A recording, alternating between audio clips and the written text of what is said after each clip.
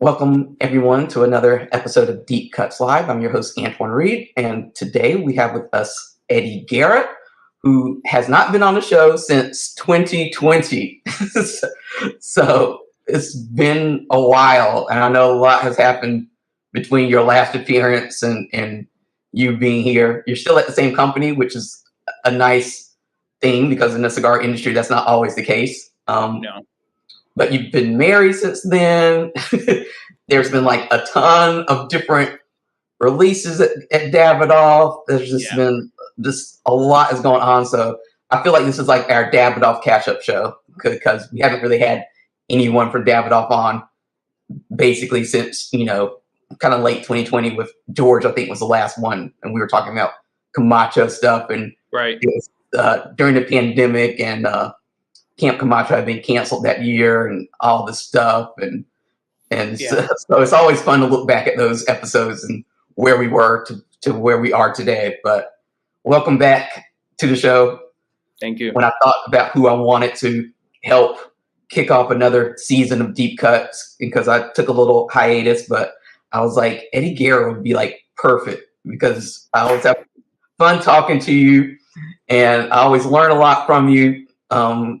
Because you're I say you're the marketing guru in this industry, especially knowing a lot of stuff. So last time we talked, we got into talking about events and how to market events, and now we're in a whole different space. I feel like in the industry where a lot of people are kind of struggling with events, and and there's questions. So we're going to talk about that, but we're going to talk about lots of the Davidoff latest releases because, like I said, you've been on the show, so we kind of know you, but for those people who don't know you, I'm going to let you give yourself an introduction of how people should know you and what you do at Davidoff.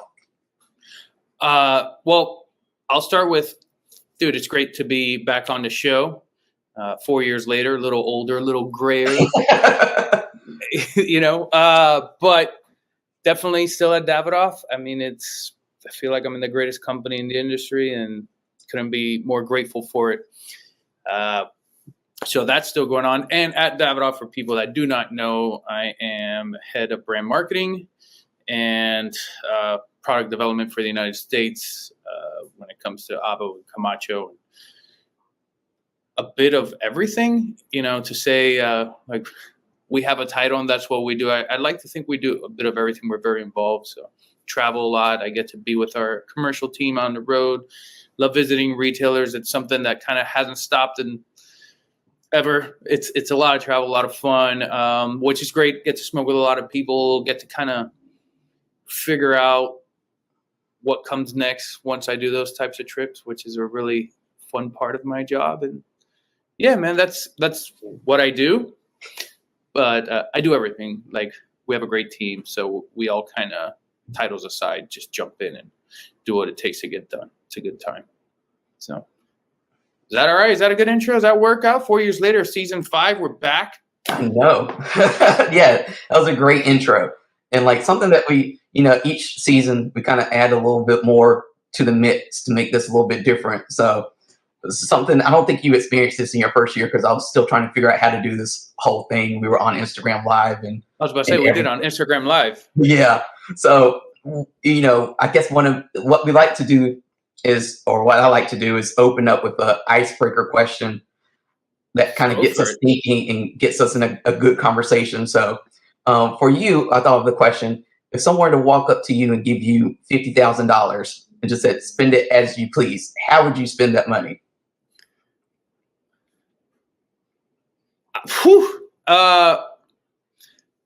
With a lot of alcohol. No, that's a joke. I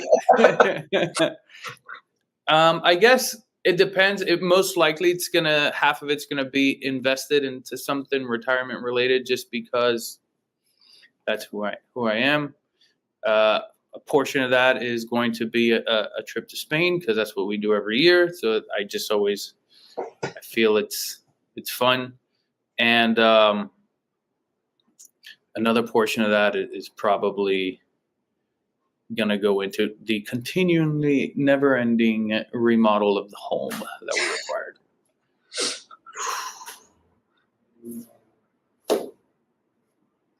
I think they'll probably take up a lot of it. Yeah, no, I mean, listen, man, we've it does. We've done a lot of work. I'm happily watching. It's my wife's turn now, where she's handling landscaping and plants. She's become the plant lady, so she'll get some grand plants. I feel like that'll be a good time. No. Oh, cool. Well, I think that's a good answer, because you're always, I'm not surprised about being the fiscally responsible. The first thing you say, we're going to put some of this away for retirement. Yeah. Invest it for retirement, huh? Invest it for retirement. So yeah, I think that's a good segue into talking about the world of Davidoff. Because I've known Davidoff, obviously, I've been working in the industry since 2010. So I've been here a while, and from day one, it feels like Davidoff was like, luxury, the time beautifully filled motto, everything else. I think I was there as the company reached that point where they were kind of not done, but they wanted to shift the focus over to experiences. I remember it was like maybe IBSPR 2016 or 2017 when Jim Young made that speech, and he was just like, we're going to focus on experiences now. And it was a completely different world that, everyone lives in. And now everyone, I feel like, is kind of trying to do that, like the experience thing. Yeah. So how has, Davidoff changed, I guess, in the 4 year or the years that you have been there? Yeah, that's a good question.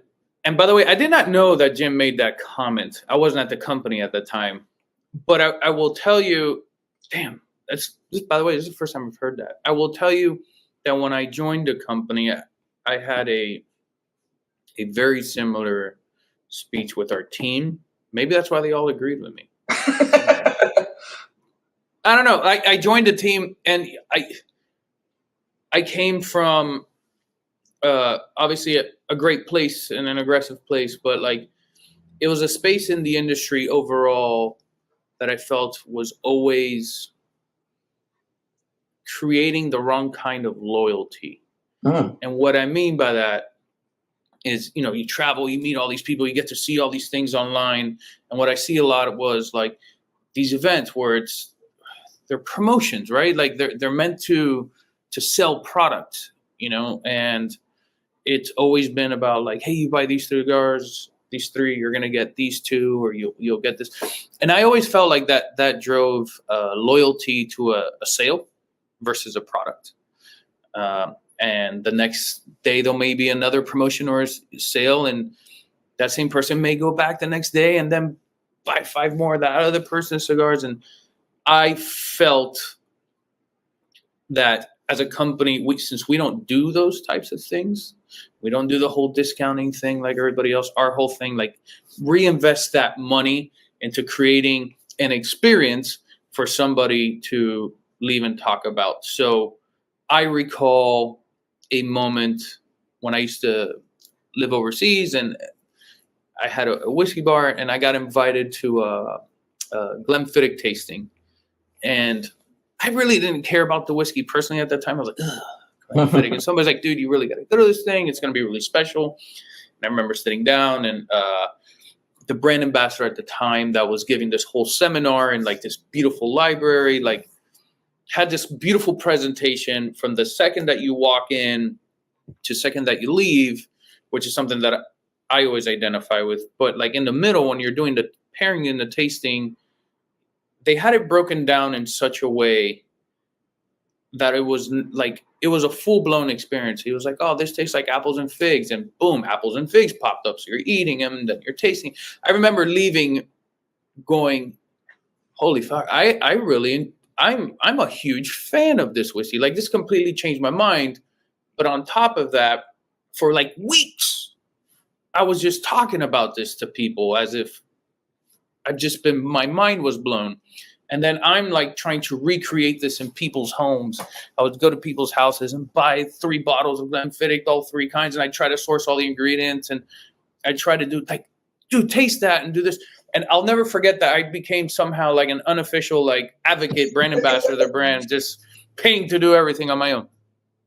So those moments always resonated with me. I'm like, why don't we do that in the U.S. cigar industry? Why doesn't that exist? Probably because everyone's so busy with the sale or whatever. So I figured, let's all get together and let's invest in creating these types of memorable experiences for our customers that are at the retail shop. So when they leave, like if you could figure out what it is in a night that tugs on somebody's heartstrings, right? When they leave the place, they're always going to remember that special moment with Davidoff. Or we even do this with our other brands, just different, right? Like that special moment with Camacho or AVO. And they're going to go home, and the next time they light up, they're going to remember that moment. And they're going to tell their friends about that moment. And that's why we even went as far as, like, for example, with AVO, like creating podcasts where it had like DJ sets and all sorts of stuff. So it's like if you had a great night here, when you go home, you could kind of listen to the same music, put yourself in the same mood. We had these guided booklets that everybody took home with. So like there was always a way to recreate those moments. And that's when we said, moving forward, we no longer do, like it was like in 2020, it was like moving forward, we no longer do events. We only do experiences. And it was a really cool time and difficult for sure, trying to explain to a massive amount of customers that were used to like, hey, but where's our deal? And it's like, no, we're not offering deals today. Sit back, we're going to make sure you're taken care of. You make sure every piece from the second of how you're invited to the second of how you arrive to when you walk through the doors, how you're greeted, what you're handed, what you're enjoying while you're, smoking the cigar, like every piece to how you're even sold cigars throughout the evening to when you leave and through the follow-up, like everything needs to be thoughtfully curated to where you could actually say, hey, that was an experience. And yeah, that's kind of what we did. And that's what we're still doing at the moment. So it's definitely a very cool time and a very different time. And I've noticed that people are starting to try to jump in on that at the moment.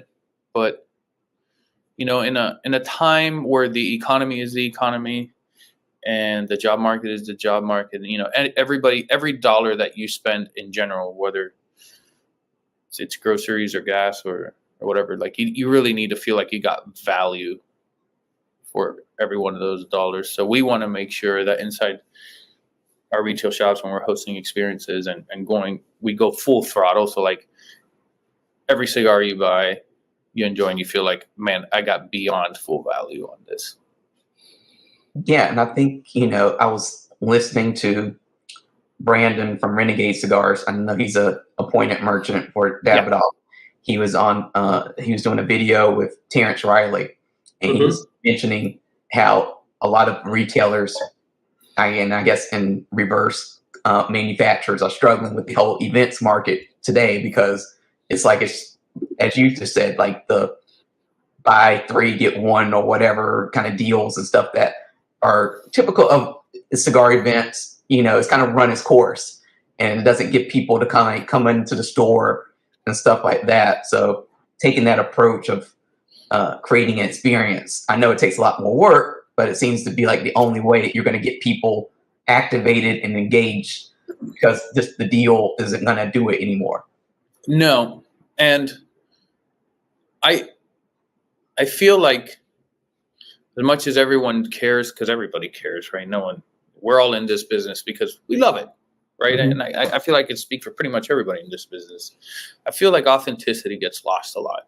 Not that anyone's a fraud, or I don't mean that, but I truly believe like you have to take things from the perspective of a customer. And any decision you make needs to be kind of through that lens. And a lot of us forget what it means to be a customer. A lot of us are, oh man, I smoke cigars, I'm totally the customer. It's like, no, buddy, you smoke free cigars. I'm talking about like, be a customer. Mm-hmm. Walk into a shop without bringing your own cigars. Walk into that humidor, spend the money, and know what that experience is. You know what I mean? And from there, when you start doing that consistently, and you're spending time in shops as a customer, at that point you could kind of plan things properly, because you're like, right, and that can mean so many things. That can mean like, well, I wanted proper service in the humidor. Well, let me train some, employees of stores to sell my product, but also how to sell everybody else's product. It improves customer experience. Well, what kind of cigars should we develop moving forward? Well, as a person that's constantly in a humidor, I'm looking at all these gaps and what am I missing? Like it's such it's so simple that it's super difficult to kind of put yourself back into true consumer customer mentality. Mm-hmm. But once you could do that, I feel like it unlocks so many levels of like, now I understand how to operate and create experiences and develop products and develop programs and also know what it means to be. There's two layers of customers, right? There's like the pure consumer at the end that buys a product in the humidor and enjoys. And there's the other layer on top of that. Like, remember what it's like to be a retailer and buy from an actual manufacturer. As I feel like manufacturers in general tend to, I got all this product, I'm going to give it to you on a deep discount so you can blow it out in your store, this and that. And it's like, are you really doing retailers justice, or are you just unloading product? Maybe both. I don't know. I don't know your intentions. But if you understand what it was like to be a retailer, right, then everybody will know the path. Act like a retailer, act like a customer. You know how to develop things to where everybody wins, and you create this harmonious like atmosphere that it's just authentic. And that's where I feel like not that much authenticity. I think that's why people like Michael Herklotz, who I know his product is distributed by Davidoff, Oettinger. I think that's where he excels, because he's gone through those different steps, and he hasn't forgotten what it was like to be on a retail side, what it was like just to be a consumer on the outside, what it was like to be a beginner, just a beginner in general. Like, so many, I think, in the industry sometimes forget that there are new people coming into this, lifestyle. And when you're new, it's just really hard to learn the different things in the industry, because you feel like if you ask the basic question, all of a sudden it's like you feel like you're gonna get laughed at, but there's probably somebody else in the crowd who has that same question, or you go, oh, like that's how you're supposed to really do it, like that's how I'm supposed to cut a torpedo or something like that, or oh, like it's just like all these things that we in our bubble worlds that's kind of put on us and project on others. So the authenticity is a really interesting argument. It is. I just spent a week with Michael. He was up here. We were doing some events together, and since we handle his distribution, and we obviously get to spend a lot of time together. I mean, that is, him and I talk about, we're kind of like in the same mentality when it comes to that space. So it's such a unique time when we get together, and I love spending time with him. Mm-hmm. It's funny how the industry, man, I've never even spoken about this publicly. I'll tell you a great story. When I first moved back from Thailand, I had various job offers, but I only wanted to originally work with one person, right? Because I felt like we were so aligned in visions. Though I was like a nobody. I was coming from Asia, and I was somebody there, but I wasn't somebody back home. And he was the first person that I emailed of like, I know you don't know me. I know you know me as the dude that imported your cigars, and et cetera, et cetera. And obviously throughout the years we got to know each other and we became good friends. But like, it's so funny, we were talking about it the other day. I was like, man, how wild is it? How this has all become full circle, and like, we get to distribute his brand. I get to do a bunch of stuff with him, and we've become buddies over the year. And it's kind of like an authentic point of view of like, I remember your product as a true consumer. Mm-hmm. Not even in this country, to be able to come and now get to work with him, not only as his distributor, but to help guide some of his marketing stuff, where it's coming from a very authentic point of view on how we're going to do great experiences moving forward with Ferio Tego. it's such a really unique time Mm-hmm. for sure.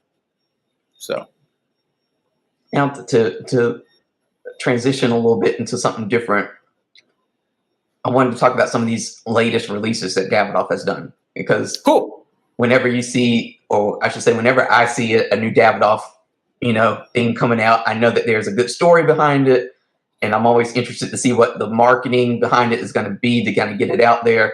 Cool. I've seen you all kind of embrace video a bit more over the Yes. years since the pandemic, and I'm glad you didn't drop the video stuff, because I know a lot of companies kind of started what they were doing in the pandemic, and then they kind of transitioned away from that. But let's start with the AVO, the new AVO Expressions. Expressions. How did this collaboration even come about? Man, it's honestly one of my favorite stories because it's so real. It's a real collaboration. It's not like a made up marketing gimmick. I want to say day one of pandemic, really. We decided, hey, we're going to activate online to help retailers move products out of their store. And if we could help them move product out of the store, they're going to remember us as like the indispensable business partner to the company, right? But at the same time, we're like, hey, how are like customers going to hang out at home and smoke cigars, because we want them smoking all day long? And that's when we started like the whole like AVO listening room, hi-fi lounge like type stuff, where we would have like big DJs come and take over the AVO Instagram. At that time, that's when D-Nice started Club Quarantine, which went into the millions and exploded, and it was like a global phenomenon.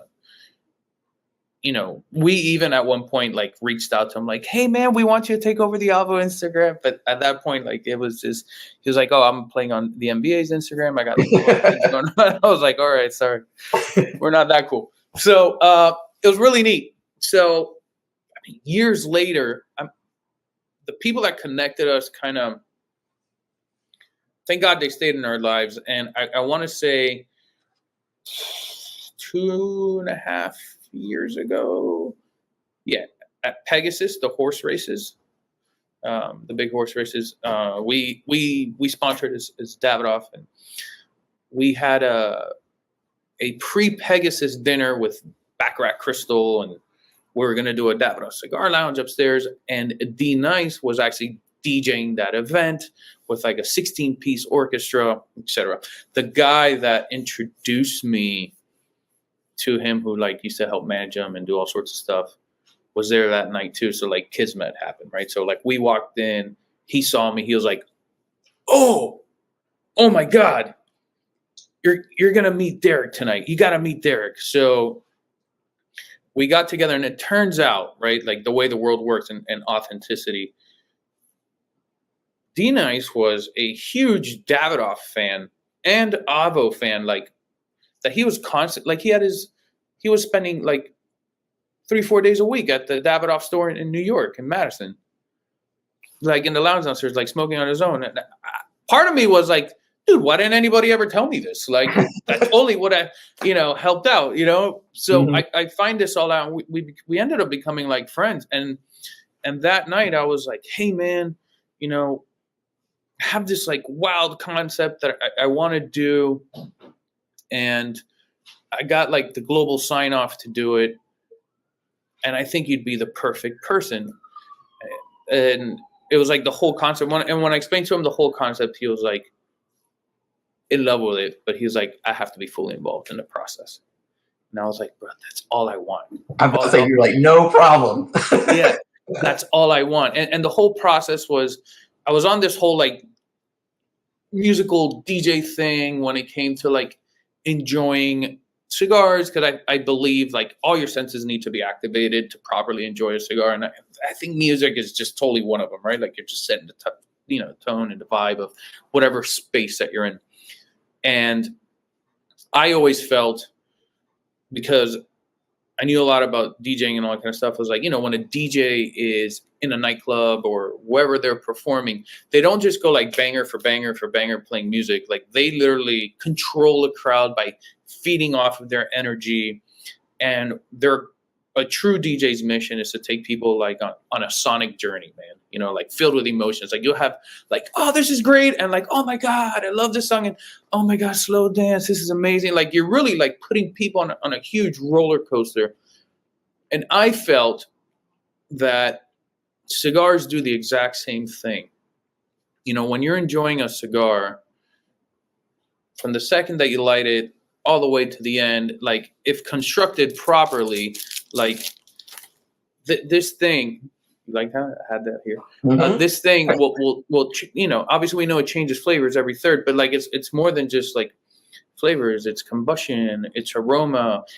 Dude, it's the way it feels. Like it, you know, like everything changes. So it's like this huge like roller coaster of flavors, complexity. And I said, I want to match a cigar to the way you DJ. Like that's going to be the inspiration behind it. And that's what we did, man. We worked on it. We went to the Dominican Republic. It was, for me, I want to say it's probably one of the best moments in my entire career. Not that the cigar is going to be like the best cigar in the lifetime or anything, but to be able to come up with such a unique idea, I feel, and to have, you know, I'm super grateful for like the team in the United States that they believed in the project. I'm incredibly grateful to the Swiss team that they were like, dude, this is amazing. Like, so that alone was like, wow, I can't believe like we just convinced them on all this, you know, to then be able to go to the Dominican Republic. And when he arrived, it was like the first time you ever went to a farm in a factory. You're just like kind of like speechless, right? So like he was just, man, I've never seen somebody with so much gratitude, and like he's famous. He's not like regular famous. He's like really famous. And he was walking through that factory and he was sitting there like literally like shaking hands and thanking every roller box. All the ladies are doing the sorting. Like he was just all day long, just like, thank you. He's like, holy crap. Like he just walked away and he was just like, that was just the most mind-blowing experience to see. And it really came from a point of authenticity and how he wanted everything to match was amazing. And I you know, we got to separately from him work on the packaging and to be able to present him like, hey, this was the idea we had for the packaging and all that stuff. There's a really DJ oriented and music oriented and along with the story. To see it be received with so much gratitude was like a very awesome feeling. And the cigar, you know, granted I'm biased, I think the cigar is phenomenal. And it's sold out, at least from our warehouses. Like obviously, like we sold out of everything in 4 days. Wow. Yeah. So it's, you know, it's in the market now. If anyone has the opportunity to grab it. I mean, certainly a collector item, but it's a nice, I say medium at most, but it's mild to medium. They're full of complexity. It's got uniquely for AVO, it'll be I want to say it's the first time we did barrel aged tobacco in it as well. So we got some barrel aged Pennsylvania in there, which was cool. You know, it added like that extra layer of complexity, which was like a cool dimension to add to a cigar. But the cigar is also like uniquely AVO, if that makes sense. I liked how it wasn't like, it felt like well balanced throughout. Like even as you got towards the end, because usually like as you get towards like the end of the cigar, like the last third, all of a sudden things usually kind of the you know, the strength kind of kicks up a little bit and it becomes a little bit less enjoyable and you're just kind of done with it. But I found that it was like very nicely balanced, kind of like you said, like a DJ said, or a song has to be. Like you can't have like the bass blaring and, you know, where you can't hear the voice and all that kind of stuff. So all the little different components seem to like work well together to make it like a easygoing, mild cigar. And that's what that's how I described it to someone who asked like, how was it? And I was like, it was good. It was just, you know, it didn't blow out your palate or my palate, which is always what I prefer in a cigar. So Yeah, no, it was definitely cool, and that was also kind of like the thing, like, you know, I'm sure he takes into consideration that he lives in a plane, and his like, so when he's not DJing, he's literally enjoying cigars, and his whole thing was like, man, we got to create a cigar that like you can smoke at any time, anywhere, and you're just Exactly. even if you're on an empty stomach, like I don't want it to kill me, Hmm. and it was really cool. It was really cool for all that to happen, and like on a personal cigar fan level, like this was not by design. This was like sheer coincidence. But you know, knowing, you know, Ava was obviously Ava Vezian, right? He created the line, and he was an artist that everything he did was like intentional, like as all artists do, and everything was like an expression of himself, his flavor profile, and the fact that the Nice moves in the exact same way, and everything he does is the exact same way. When we were filming the documentary, and like he showed up for the documentary, and he had the whole D Nice hat on and all that kind of stuff, like it was like in a white suit, and I was like, dude, this kind of gave me chills because Avo always had a white suit. He always had the hat. And it was almost like some weird, like mystical connection that was happening that was authentic, but that was purely natural. It wasn't by like design. So that's why I always tell people, like, that's probably one of the greatest moments in my career so far, that project actually happened the way it happened. And it was so pure and real that, I don't know, man, that one hit home really well, you know. Really And you strong. just touched on this, but you know, using video to capture this project Yeah. and moment, and I know George, he's big on video and Yeah. media and all that. So how did that part of the project come about? Like, what did you all set out to accomplish? Like, how long did it really take to kind of put all the pieces together? It was a lot. It was a lot, you know. So, you know, you spoke about video. I mean, we beyond doubled down on video as far as like a marketing communication platform. You know, we have video content that we send direct, like B2B, not meant for public consumption, but Mhm. internal. Cigar trainings, pairings, how to host events, how to do events. Like it's we've gone like really forward with that, which is great. But at the same time, listen, I could talk about experiences all I want. I could talk about authenticity all I want, but the reality is, I mean, how are people consuming information?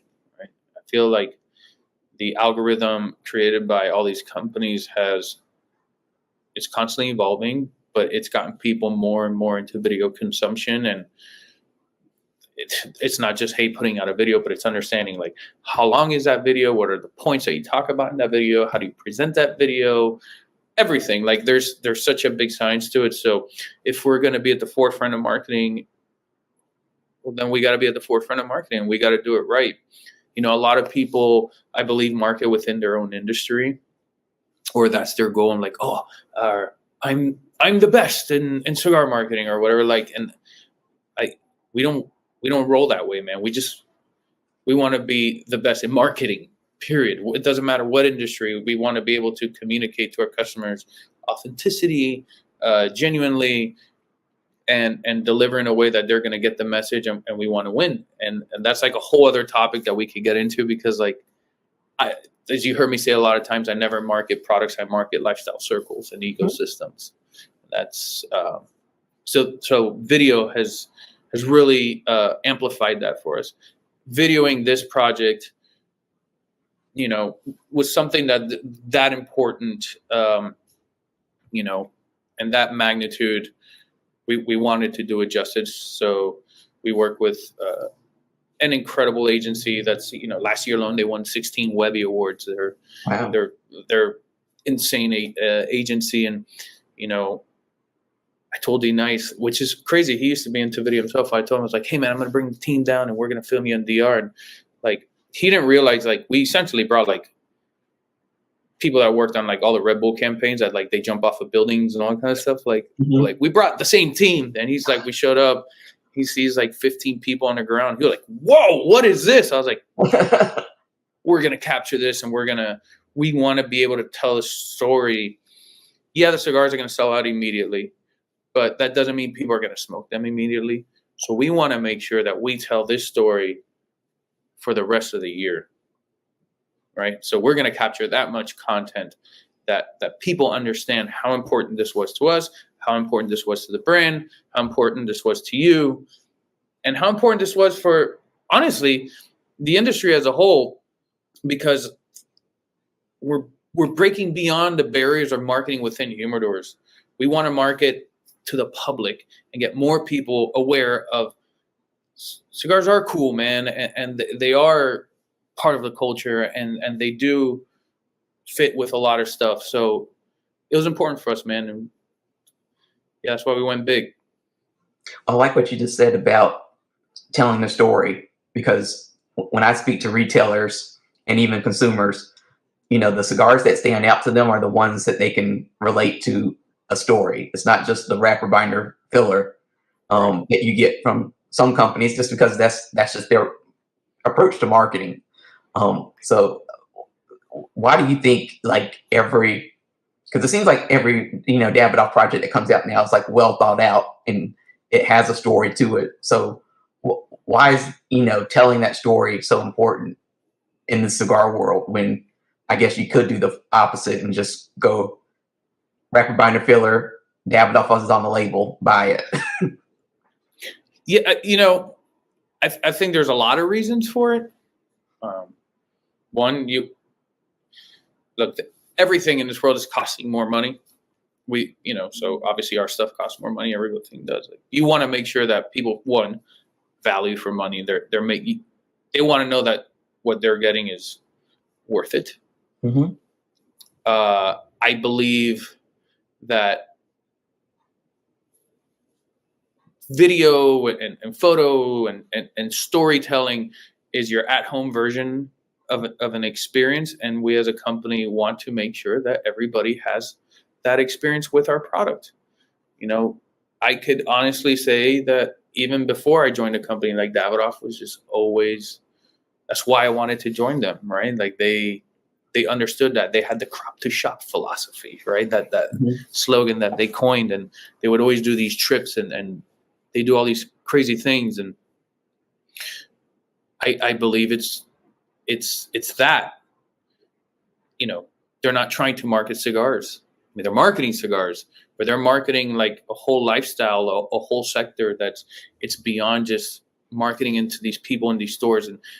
And frankly, honestly, who cares about wrapper binder filler? Like, really? I mean, have you ever been in a humidor and be like, hey, what's the wrapper binder filler on that? Right. Oh, this says this, and people are like, oh, I'm leaving, right? Like, no one gives a shit. I mean, they may pretend like they give a shit, but no one gives a shit. Like, right. First of all, is a cigar enjoyable? Is it well constructed? Is it your body, tolerance, whatever, medium mouthful? Once you take some of those boxes off, like the rest is about like experience. Is it balanced? Is it not balanced? Where you're enjoying it? But I think more than anything, like, why were cigars created? And I've been in rooms. This is one of the things. Like, I am eternally grateful for Davidoff for making me fall in love with cigars again. Eternally grateful, and that's like a weird thing to say, but the reality is, I've been in rooms where people are like, "We need more numbers this year. Let's release another cigar." Mm-hmm. You know what I mean? Like that happens. Or, oh, that company released something, I want to release 5 more cigars, and beep, beep, beep, beep, beep. You know what I mean? And it's, yeah, the cigars are good. Like, people enjoy them. They sell. They're cool. But, like, it's not real, bro. Like, real is Davidoff taught me, or re-taught me, because I was a little jaded from the industry for a little bit. And because I always wanted to come from this point of authenticity, and then, like, you miss it in a lot of places. Mm-hmm. And then joining Davidoff, like, it was like, no, we're not just releasing cigars. Like, you have your ideas. Like, I'd have to work together with the team and really have a thought out plan and reason as to why must we release another cigar when our core is powerful. And it's such it was like, this is where I belong moment.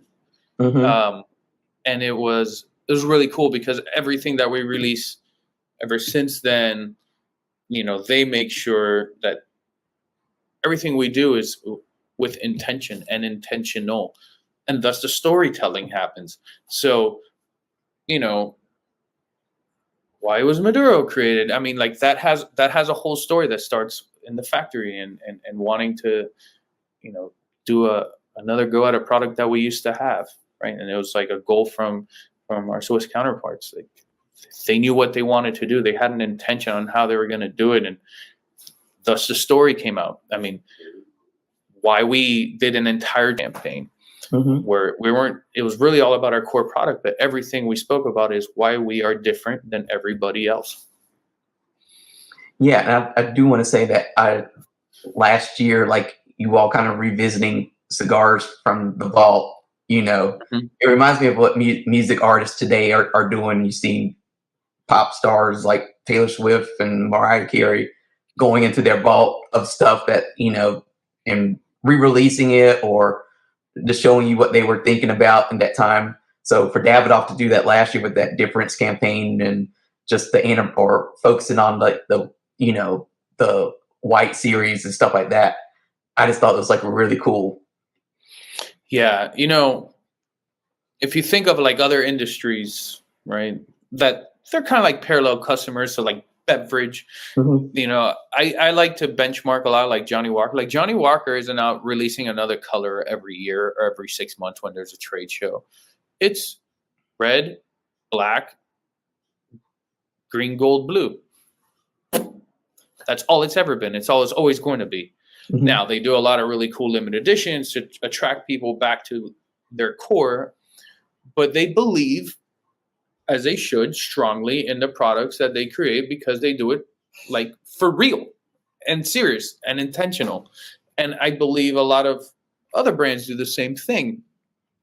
So, I mean, we have an incredible history and legacy of why not do the same thing as everybody else? We can honor that. We can storytell on why we are different, how we care about our customers, how we activate with our customers, how every step that we take when it comes to making cigars, it's a little different. You know, some people do a lot of the same things. We do, you know, we have like our own like Davidoff things that make things different, right? And why not showcase that to let people know everything's done with intention and care and quality and pride, and it's just real. And video campaigns and investing money in that to help actually tell your story is so important, because like in any marketing thing, like marketing is like saying, you know, if a tree fell in the woods and no one heard it, did anyone hear it? Did it really fall, right? I mean, with marketing is making sure everyone heard that damn tree fall. So I feel like people have great things that they do, just no one knows. No one talks about it. Or people don't want to spend the money to showcase to the world. You know, and marketing is also an investment in yourself and your brand and to the consumers, right? It's like almost pay respect to the consumers by being able to show what you do that's authentic. Definitely. And I feel like I just went on for a while there. Sorry. No, it's good. But you touched on the Maduro, and I know that was the other kind of recent kind of big release, and it's kind of, I would think, kind of opposite end of the spectrum from, you know, the AVO release. But yeah. so I mean, you know, just share a little bit about the Maduro and like how did it come about and like why people should be, you know, checking that out. Because I think I found out about it when I was at Pro Cigar, and it was in the box, right? And then I was like, I don't remember the Maduro, and then I was just like, and then after Pro Cigar, I think is when the news came out. I was like, correct, this is our thing, and I was like, oh, okay, this is why it felt new. So just share a little bit about the cigar. So you touched on something a little bit before. You're like, hey, how cool was it that you guys like brought back these like cigars from the vault? Right. And we're doing this whole Davidoff difference campaign. So many years ago, we used to have a Davidoff Maduro that actually existed. It was discontinued. God, I don't know, it was like 2016, maybe before. I don't know, before I joined the company. I don't know the exact, but a long time ago it was discontinued. Um, and part of they wanted to bring back some classics, and they wanted to show some what we can do. Part of the Davidoff difference. It's a limited release. It's only going to be out for about 2 years max, I want to say, in limited quantities. So the team in Dominican Republic and the team in Switzerland got together and started working on this project years ago on how, like, hey, we're going to showcase what we could do. And they've already been storytelling or they always knew they were going to storytell on how they do things different. But one of the ways they did this cigar different was like the extra fermenting and the extra aging, and the cigar is using leaves that we call Corte Siete, like seventh cut, right up there next to the corona of the plant. So it's there's a lot of power there, for lack of better words. So what used to be a mellow Maduro, like the new iteration, is a like supercharged, incredibly balanced, like full flavored Maduro. And what I love about, I mean, it's strong. I would say it's probably the strongest cigar we've put out in years. But those types of cigars are the ones that like age incredibly well. So 2 years ago when the project was being worked on, I've been through that whole process. Like, I've been able to enjoy them ever since then. And the ones that I'm enjoying now from like 2 years ago are mind blowing. And the new ones are mind blowing too. They're really good. So, but it's incredible how that cigar is going to age and progress in people's humidors. But it's a very cool project to continue showing the Davidoff difference, and bringing things back from the vault in a new and improved way, for sure. So Davidoff had the difference campaign last year. What's the focus for this year? The Davidoff difference. I mean, it's going to continue. Okay. So you'll see some incredible communications coming out soon. All new storytelling, all new visuals, but like still on the same story. So. Well, cool. Yeah, man. It seems like, I think that's a good teaser for people to kind of keep their eye on Davidoff, and that you all aren't done by any. Yeah, let me tell you something about this, because I want to touch on this real quick when it comes to that cigar, because it's really important, right? What are we doing that's a little different with that cigar? And this is where everything's going to come together. So the experience that we have on tour right now. So like if anyone's buying a point of merchant that is doing the Maduro experience, I would highly suggest that you sign up for it. So it's a unique pairing / tasting, if you will. It's got an amazing thing that comes with it that you'll be able to take home. But what I love most is that the cigar is going to be paired with aged cheese, which it's crazy, right? So like, why cheese? Well, one, the right cheeses pair incredibly well with cigars, but the way it changes on your palate, and the viscosity of smoke with cheese, and the flavor notes are insane. But also, since one of the big emphasis of the project is that we speak about fermentation of tobacco leaves, you could also speak on the synergies on the fermentation of cheeses. So, I mean, you're having, you'll be doing some 12-month-old aged Parmesan and like some insanely old aged Parmesan, and the same thing with like Gouda and like incredibly aged Gouda, and the way that pairs with the cigar. And as the cigar has its own journey, we're trying to match the cheeses to you bite at the time where we feel the cigar's complexity is going to change. So like in 10 minutes, 15 minutes, 20, and it's really a unique experience, because then no longer is like the cigar like overpowering or anything like that. Like, it's not strong. You're just like so in the moment. I mean, always like, we've done a bunch of them already, and people are like, man, cheese, holy crap, I would have never. It's like, yeah, man, it works incredibly well. So but that all goes back to what we were talking about at the beginning, which is the experience. Give people something that can, out of the ordinary, take away, and it'll make the whole thing with the product just that more memorable. So those people who have the experience, I'm sure they will never forget like the Maduro, and they'll have like a nice story as well to kind of tell with that product now. Yeah, man, and it's a very cool. Not only that, but what I would envision would happen, hopefully, obviously people have these take homes that they take and cheese pairing guides and all stuff, but I would hope that one day, if you attended this, right, you're going to leave. And if you're ever at home with some friends and you're entertaining and you guys are enjoying cigars or whatever, you're going to be like, dude, does anyone have cheese here, bro? I got a great idea. You know what I mean? And you could actually kind of blow people away with that and wow people away with that. There's also the other component of mixing spirits in with it, which actually works very well. We just can't do it at every location because not everybody has the legal capacity to do so, which is another reason why this is created. Like, we want to create experiences that you can do anywhere. And I feel like we've all been to whiskey pairings, right? But has everyone, you can't do them everywhere, but no one's been to a cheese pairing, right? Also, like, cheese is the ultimate dessert course if you're an old school gentleman, right? It's time for the cheese course, which is great. After an incredible meal, cheese and a cigar. I mean, why not? So you're going to inspire other companies to start getting on the cheese and a cheese and cigar pairing. They should, man. They should. It's all right. We'll be on to something else soon. It's all good.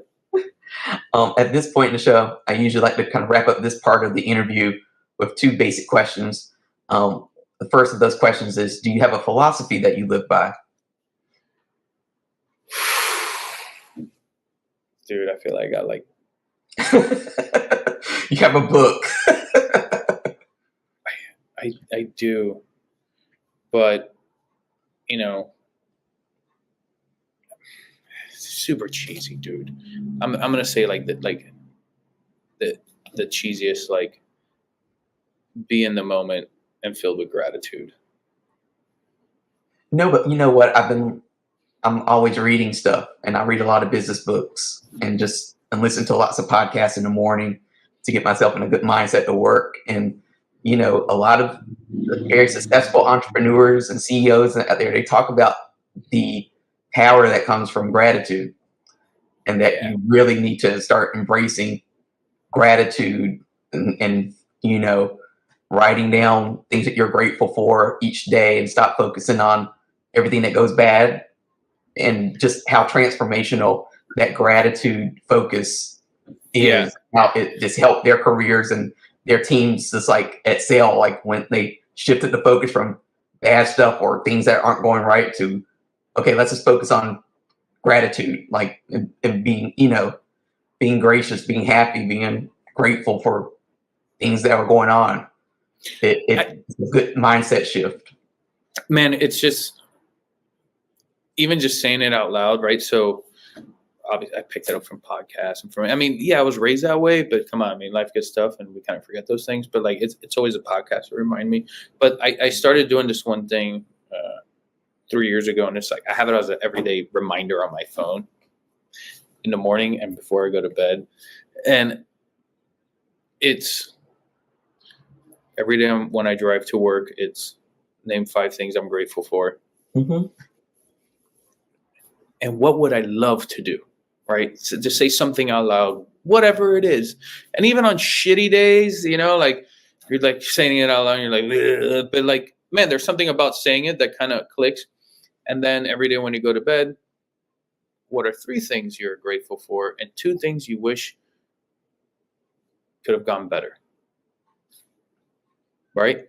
And that changed so much. And then I started doing, I'm like a pusher of this kind of stuff. So my weekly marketing meetings with my team, like, you can't just do the market. Like, I started this whole, like, everybody say one thing you're grateful for.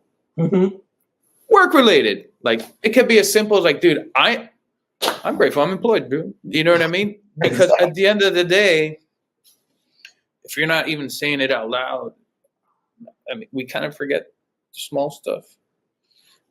But it's such a important point of view and puts things in perspective, man. Yeah, so I think one of the things, because I listened to a marketing podcast, and they leave you with like a parting, like, takeaway and homework assignment. So I think that right there, what you just said, is a good homework assignment for people who are listening to this, or if this clip, as it will be posted on Instagram and other social media sites, figure out what you're grateful for. Just start off with that one thing and, post it in the comments. So like make it known to like the world what you're grateful for, and kind of make this, like Eddy just said, a daily practice, and just see if it makes a difference in your life, in your career, because I'm sure it will. So I think that's a great the takeaway point from today's interview is that. And I'm going to close out this part of the interview with my final question, which I'm very interested to see how you respond to it. But I want you to finish the sentence. Eddy Guerra is...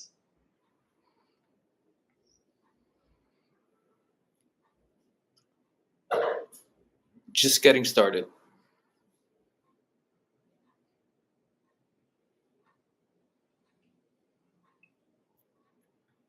Good. Yeah. Just getting started. Awesome. Yeah. I know it's kind of like, No. I feel like there's so much more to do. I think that's a great feeling, though, because just imagine how you would feel if you were in your career and at this point you're just like, what am I doing? That's a good point. Let me tell you something, man. I feel like everybody goes through that at some point. Mm-hmm. And if you don't, I also kind of feel bad for you in some way, because like not everything could be roses. Mm-hmm. And I think we need to check ourselves from time to time. And I believe that as humans, we could also be, you shouldn't be too hard on yourself, but you also shouldn't be too soft on yourself either. Not if you have like true goals and aspirations. Right. And like you need to reality check yourself and be like, hey man, okay, things happen. You can't always, some people might set expectations way too high, but you should really like have check-ins with yourself and be like, where am I on the roadmap to life? And you should have flexibility. You should understand things change. You could get frustrated in companies. Like if it doesn't happen to you, you're not human. But what happens after that is what's important. Are you able to turn a running in mud into a sprinting in the with the wind behind your back? And to understand that through all adversity, there's always opportunity. And dude, just like that, man, just like that, anything can change into such a positive. Just like when you think, shit, it can't get any worse, like a gap opens up and you're just like, exactly. And I feel like it's important for everybody to remember, like, dude, the craziest thing, I'm going to go into a quick diatribe, sorry. But no, good. I met one of my like heroes 3 weeks ago. Right? Yeah, I saw this. Yeah.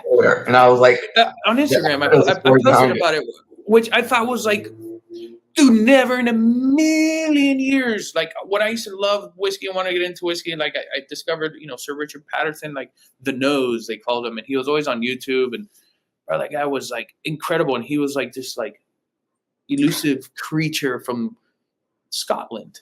Mm-hmm. I'm never going to Scotland, dude. Like how am I going to meet this guy? And he's much older. For me, I'm like, I'm never going to be a part of that. I'm not in that world. But I always used to say, like, I know that somehow, some way, like, there's some sort of circles that we may be able to be put in the same room at the same time. And I had the opportunity to meet him 3 weeks ago. And I did not stutter. Like, I just plowed into that opportunity. And it was at the Universal Whiskey Experience in Vegas. And we got involved. And thankfully to our partners in the Dalmore, because he's a master blender distiller at Dalmore, they were like, hey, we're going to launch this like incredible new product. There's only like 5 bottles in the world. And Sir Richard Patterson is going to be there, and he's going to host a dinner. And we want you to be there. And we're going to pair the new stuff with one of your cigars. Would you like to do it? And I was like, what? So we went, and it was such a cool experience. And when it was time to do like the pairing, it was surreal. So like Alex, our brand ambassador, did one piece, and then like I did the rest, and it was mind blowing that this guy who's like a super master of his craft is like beamed staring at me, and he's talking about his whiskey, but like when I was speaking about the cigars, like he's really like, dude, this is. And he was like probably asked the most questions out of everybody in the room, which was even more mind blowing. And to be able to meet somebody like that, and I was just like taking in the moment afterwards. And I thought back to if I only was able to talk to my younger self many years ago, right? And I'm glad I never stopped. But it was like, you want to somehow be like this guy. Little do you know, in 15 years, you're gonna do a pairing session with him. Just never stop. You know, don't compromise in your beliefs and keep pushing forward, because like, no matter how crazy your dream is, if you don't stop, like you can't achieve it. Mm-hmm. Right. You almost got to be delusional about it. Right. And I say it all the time. I don't know what it's going to be. Like I've always said, I'm going to leave my mark in this damn industry, and I'm going to do something. And that's rubbed a lot of people the wrong way. Other people have gotten it. You know, it's got me in trouble. It's got me promoted. It's done both.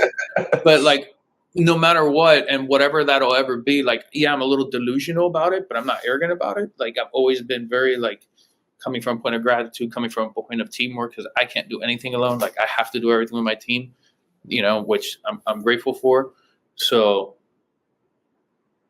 but through it all, like years later, trials and tribulations, like I found myself in Las Vegas at midnight, standing next to Richard Patterson while we drank Dalmore Luminaire #1, and I was talking about why the Winston Churchill Late Hour is the perfect cigar to enjoy with the Dalmore. And it was like, I left, and like, unfortunately for my wife, because the time change, I was like texting her at 4 a.m, like, oh my God, this was like the coolest thing ever. It was such a cool thing, man. And then it's cool the next day to realize like dreams can come true. Mm-hmm. It's like, don't stop believing. Never. Yeah. It's real. It's a real thing. It's a real thing, man. And we're actually in a really good industry for that, because like we all get along with each other. Mm-hmm. I don't think there's like one company I do not get along with, or one person from like, we all help each other. Like, and it's such a cool industry to be a part of. So. Yeah, it's definitely not what people think, which is a good thing. No. But like you said, it's lots of collaboration.